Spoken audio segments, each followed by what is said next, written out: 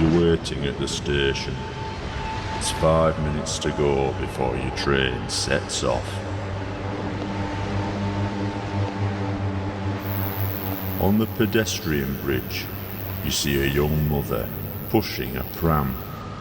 She's running to catch the train. But you're already setting off. Why are you doing that?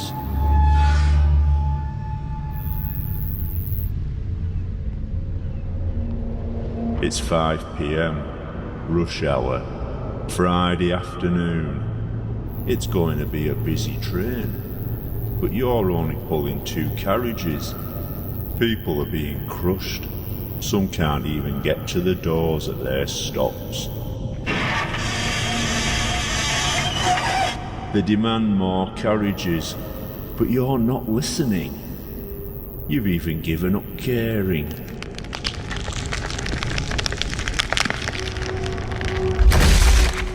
They cackle. They mean nothing to you. Why is that?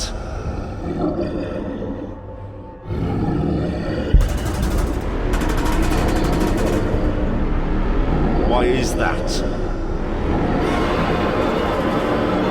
Why is that?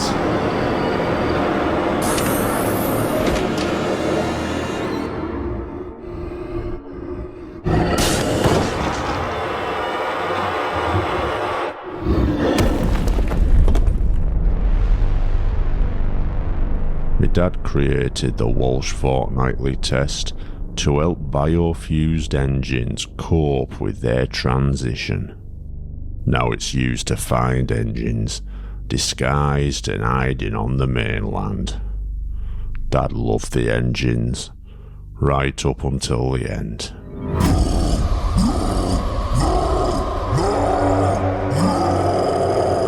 In 2018, I watched as children's celebrity Thomas the Tank Engine lifted him up and tore him apart.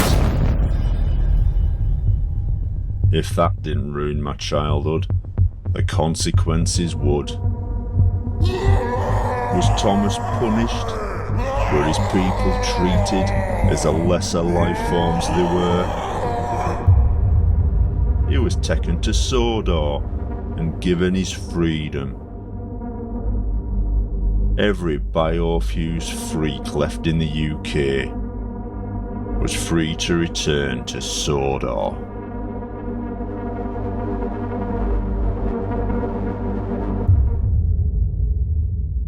As for me, I replaced my grief with hatred. I even found the perfect target for me anger. A hangar on Sodor's airfield, once owned by Sodor Research and hiding an embarrassing secret. Hundreds of trucks, failed biofusings, stored as raw materials for biofusion procedures, and now left to die. But not fast enough for me.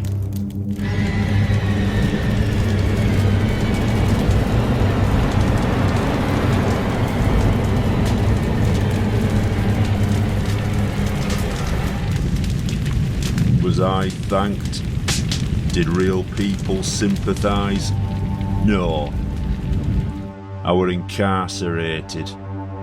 For the time being, an embarrassment for my country. But only for the time being. As for Thomas, he began campaigning to make Sodor a sovereign state, with him at the helm, of course. Not long after, an illegal referendum was announced. Engines that could rolled up to polling stations and made their superfluous marks on inconsequential forms. Of course, the UK dismissed the decision, so the engines took the next step, forcing the people out of their own homes and towns. Petty acts of dissent, ranging from threats civil disobedience, vandalism, to public indecency. When such intimidation became less effective, it was time for harsher measures. Chris Duck Dixon was, by now, well known as the deadliest combatant in the Japanese engine MMA circuit. Engines tricked into coming to Tokyo were mutilated, turned into fighting machines, and then idolised by the baying mob. Oliver was the lucky one. He was retired to form the basis of a kid's playground.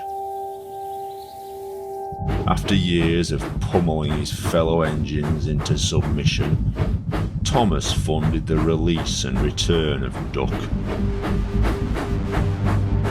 But what appeared as an act of charity was something else entirely.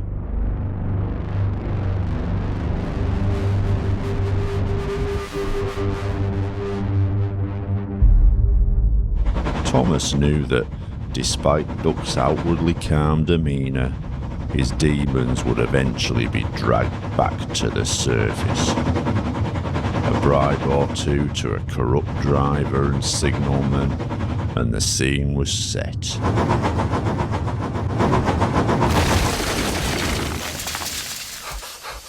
Beg pardon, sir.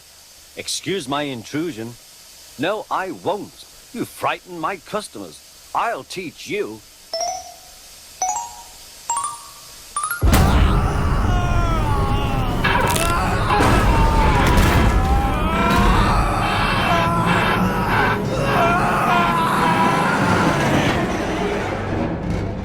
What was left of the island's indigenous population fled in fear for their lives, leaving Thomas in charge of a rogue state right off the UK coastline.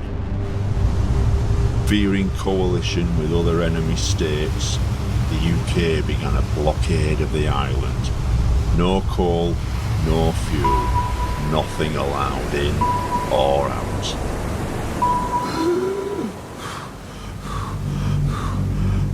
We would be the next step in purging our country. Apart from military use, all biofused engines would be banned from the mainland. Given the designation rail riders, recruited from the many whose lives were ravaged by biofusion, we would be employed to track down and deal with these illegals in any way we saw fit. Which brings us to Herson here. Lured to Sodor with the promise of new life, he would give his life savings to engines with next to no knowledge of biofusion. The results were monsters like this. You have to wonder what conditions were like on Sodor for him to choose to hide here for all those years. Ali Salako's psychic therapy. As if a married couple of engines weren't sick enough, Picari and Hallie Salako's marriage was between an engine and a real person. A miniature engine of squirming village fate, they met and were married within 6 months. In 1990, Picari was taken ill, rushed to Sodor research, where he never left, just more raw material. Ali went on to make a modest living doing psychic readings. Biofusion had always been linked to ESP, but how does this help someone who were never biofused? Time to make an appointment, get my questions answered.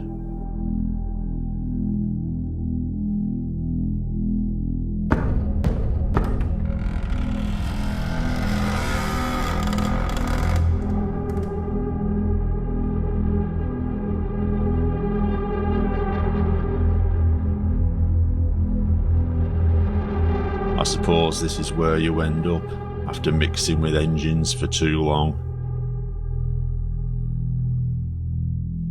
Poetic justice. Sit down, Mr. Hartley.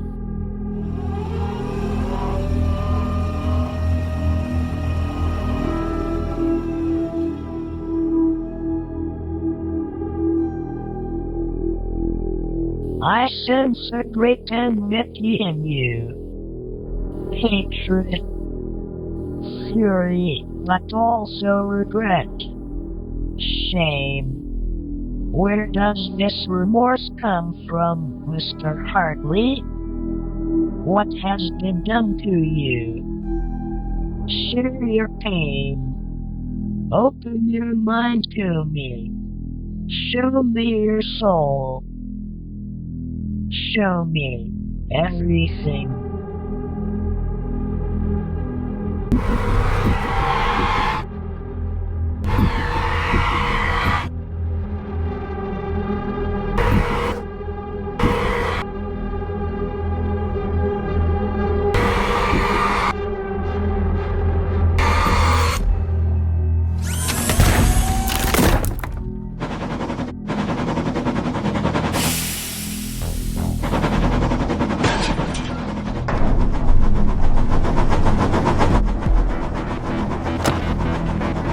Get inside!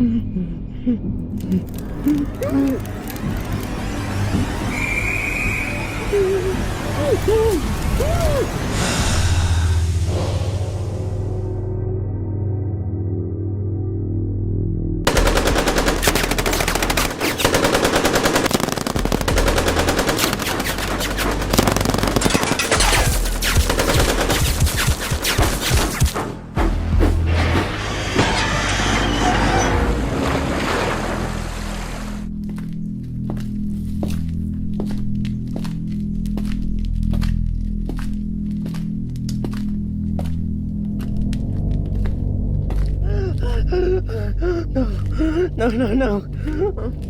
Please! Please, no! Please!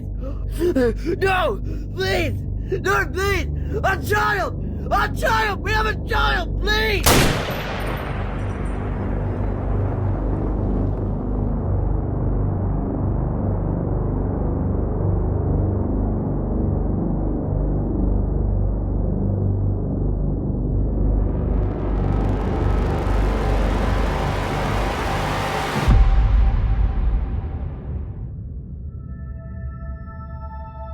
Quarry was the survivor.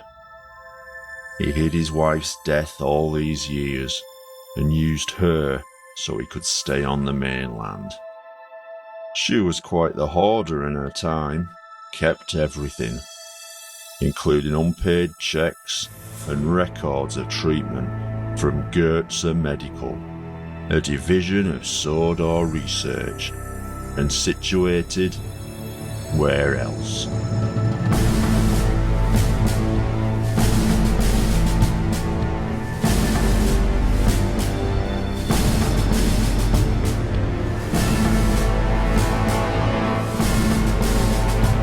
Crew was where you took your engines for repair. Your biofused abominations to be scrapped, and a fat bastard's embarrassments to be covered up. And Girtza Medical.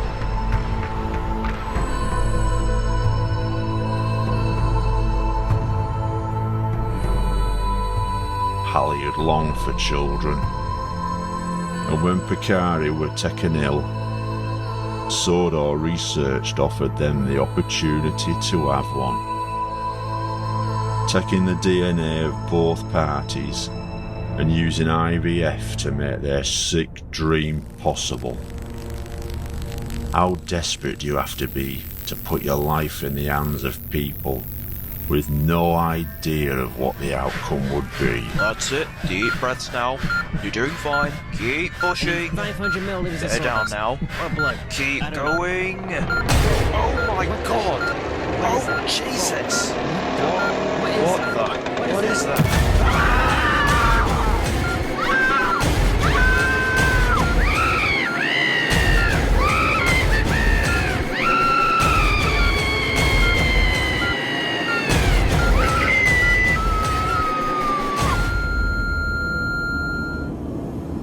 There's no record of offspring, so where is this monster now? What kind of sick minds are behind this? Panright 1.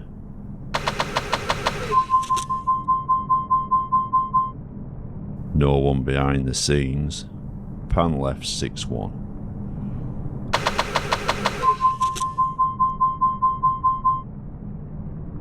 Zoom 3-5. Polarize 9-14. Zoom 3-12.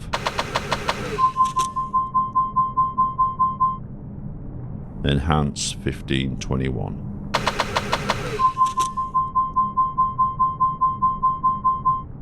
Track left 4.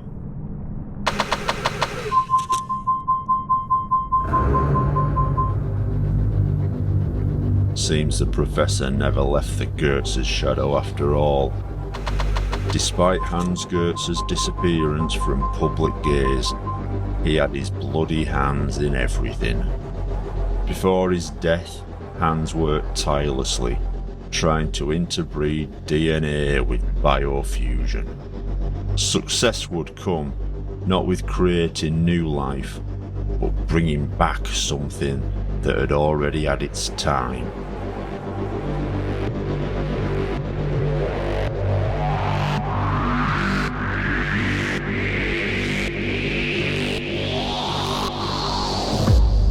The records end here, with its birth. It's no mystery where this creature is now. Getting over the border would not be so easy. Thomas had employed a sentry. Terry Claus wanted nothing more than to be a diesel engine. He worshipped Diesel, Mavis, Boko. After he raised the money, the operation was rushed through before biofusion was banned. But, in their haste, Sodor research weren't made aware of Terry's psychiatric history. Dissociative identity disorder, otherwise known as split personality. While one individual side of Terry took the form of an engine, another side of him took shape in quite another way.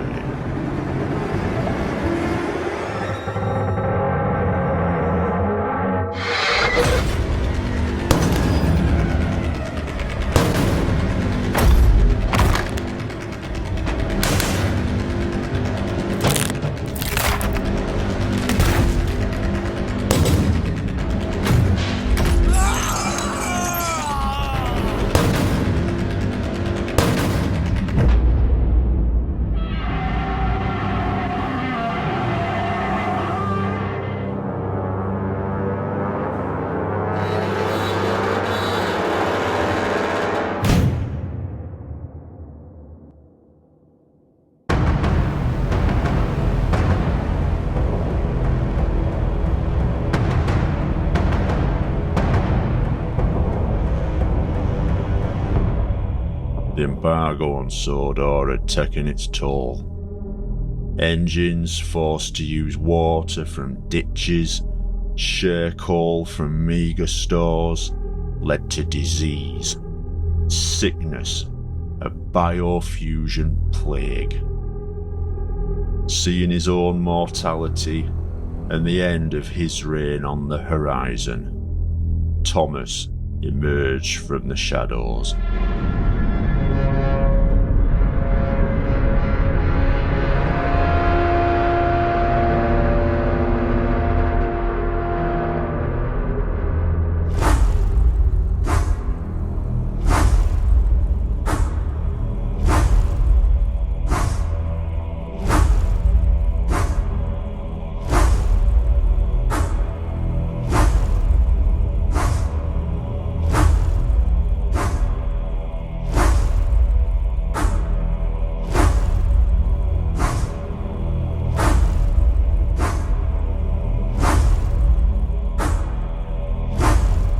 Giving up any pretense of wanting to become his former self, he had allowed biofused engines to attempt to restore him to his engine form.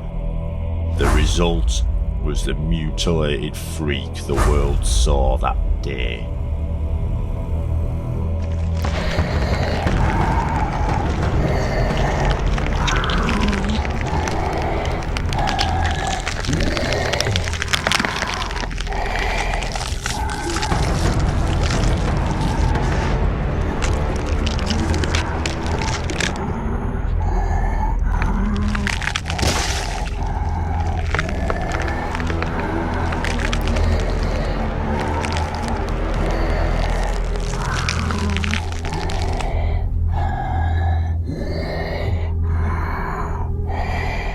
You think you've won? You think I don't know what I gained from my people?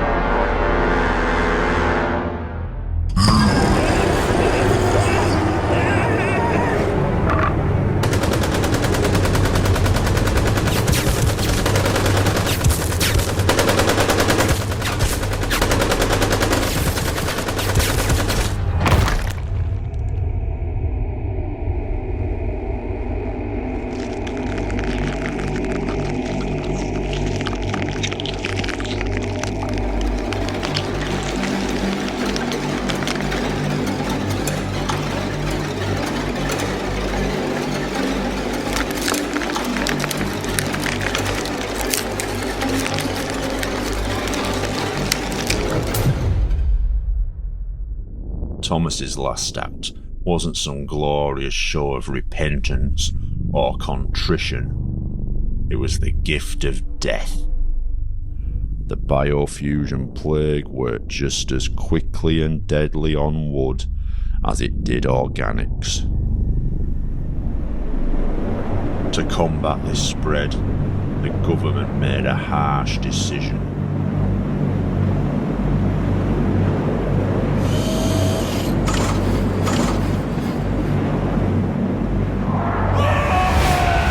Series of bombing raids, the resulting firewall cut off the town from the rest of the UK. As for the people on the border, miles of dilapidated buildings, streets lined with abandoned, diseased, drug-dependent wretches, and things only got worse after the bombings. To get there, I'm going to have to play a significant card. Hello, Tobe. Don't act so surprised. You knew I'd arrive eventually. I've left you alone all this time, but only till I needed you. Have you fully recovered from your experience with Project G1?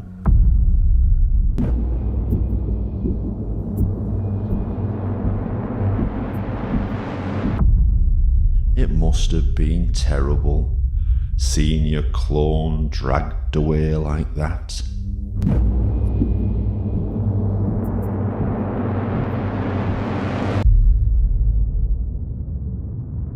Sir?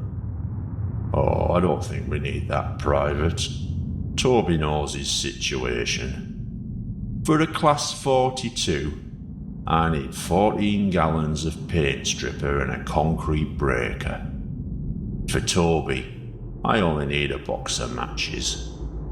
See, you're gonna get me somewhere real people can't go. Okay. Let's get started, shall we?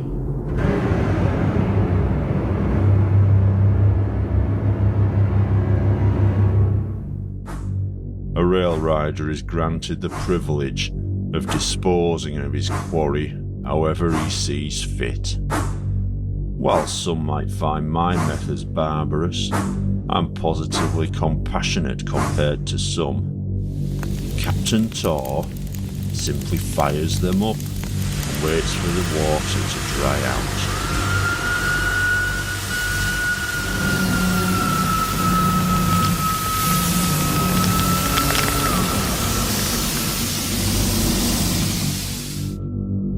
Colonel Betcher likes to dissect an engine alive and sell off the parts for scrap.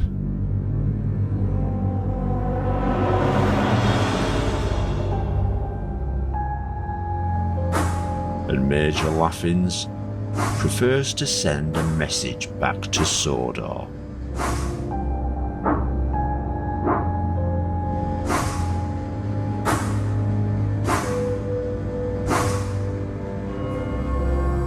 He'll lobotomise his engines, then sends them rolling across the border.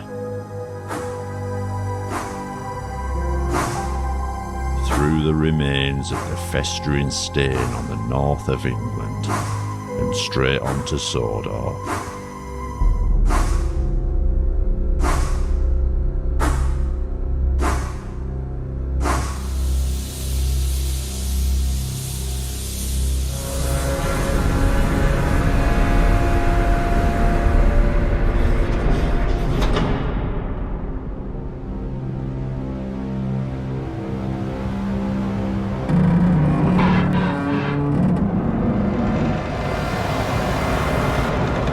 Oi, what do you think you're doing?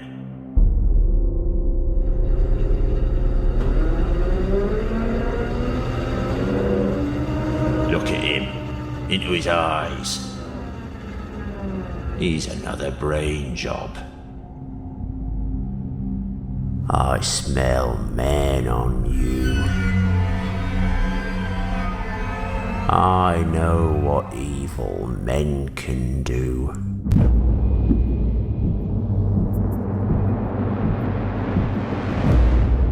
What man is capable of.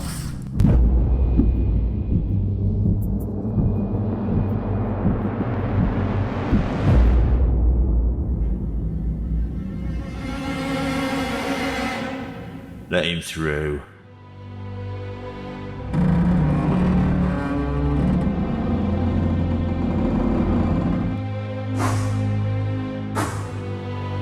Welcome back, Toby. I'm afraid, is not what you remember.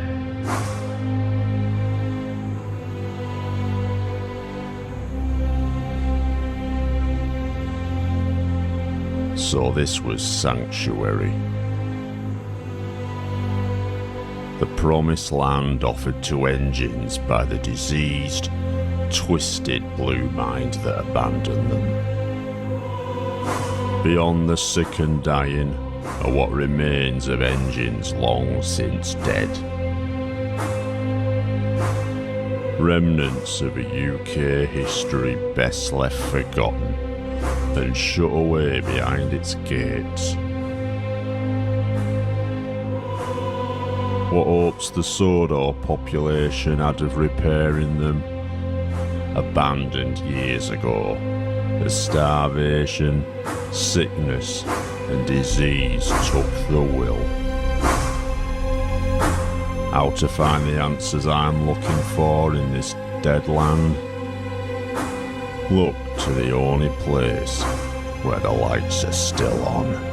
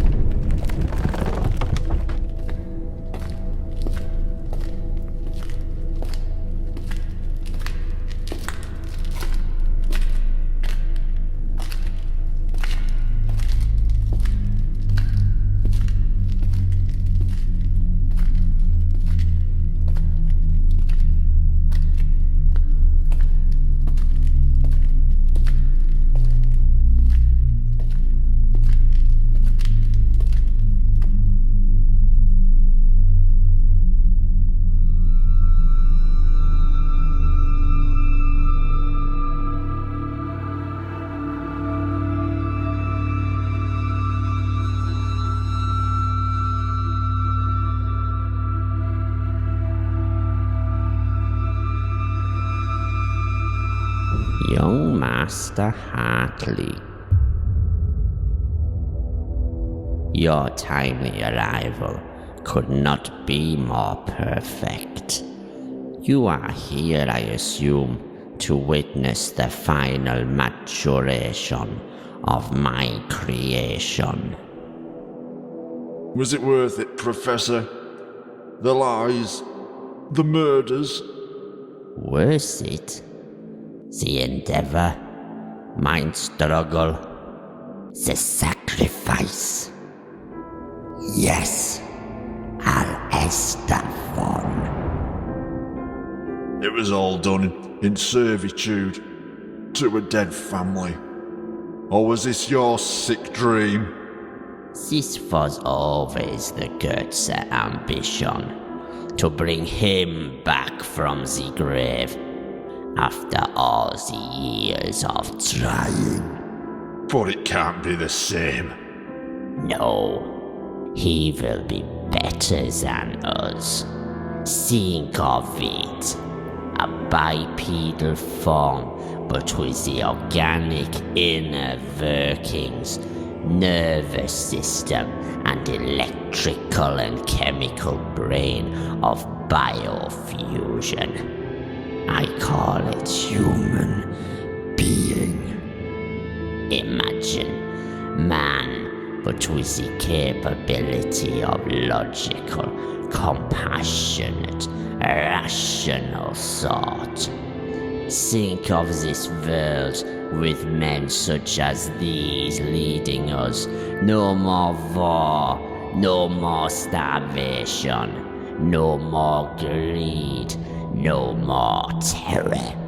This is the Girtza legacy I have finally completed.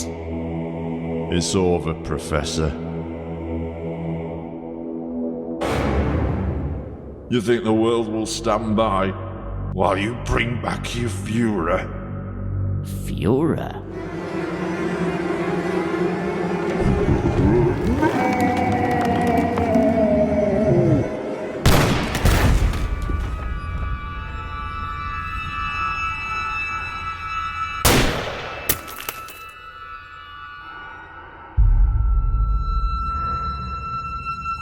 You fool! You never understood, none of you.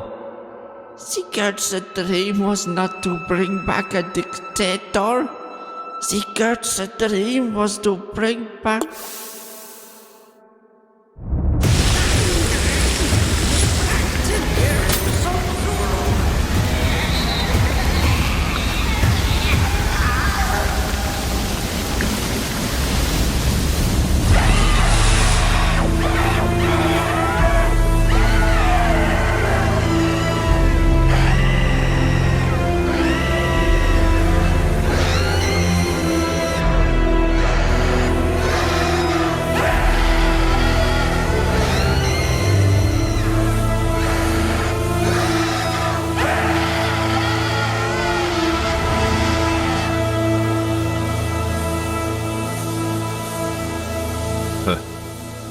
Plastic.